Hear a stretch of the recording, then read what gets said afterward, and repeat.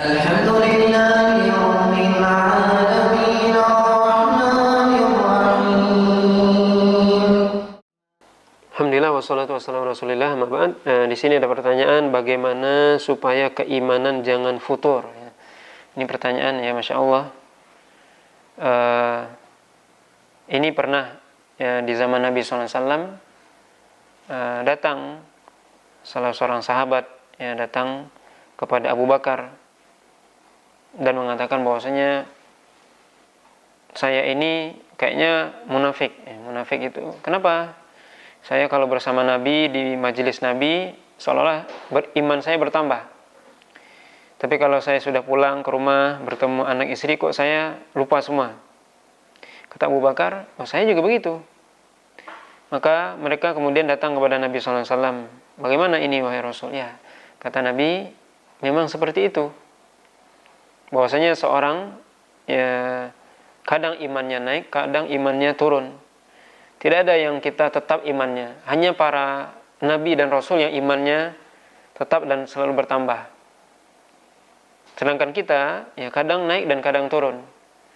Maka persoalannya adalah ketika turun, maka hendaknya kita berusaha untuk menaikkan iman. Itu permasalahannya. Jadi suatu keniscayaan bahwasanya iman itu mesti turun. Artinya mesti iman kita turun.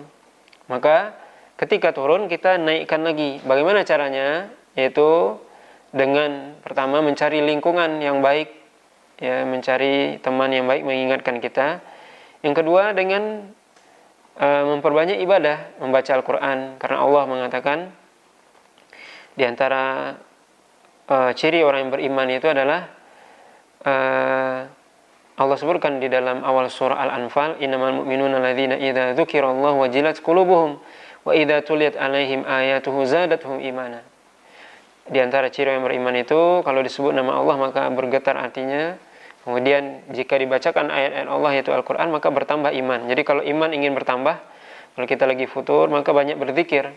Kemudian banyak membaca Al-Quran. Ini juga banyak membaca sejarah para ulama. Ini juga membangkitkan semangat untuk beribadah.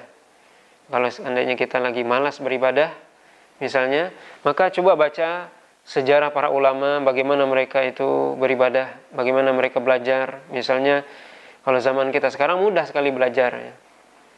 Kalau ulama dahulu mencari satu hadis saja mereka harus berjalan sekian hari, bahkan ada yang 1 bulan. Begitu susahnya. Zaman kita sekarang mudah. Maka dengan kita membaca sirah ataupun sejarah para ulama terdahulu, maka ini bisa membangkitkan semangat dalam beribadah. Jadi ini ya, untuk menjaga keimanan kita ya. Kemudian tentunya senantiasa berdoa kepada Allah SWT agar hati kita selalu dalam ketaatan kepadanya ya. Wallahu ta'ala a'lam.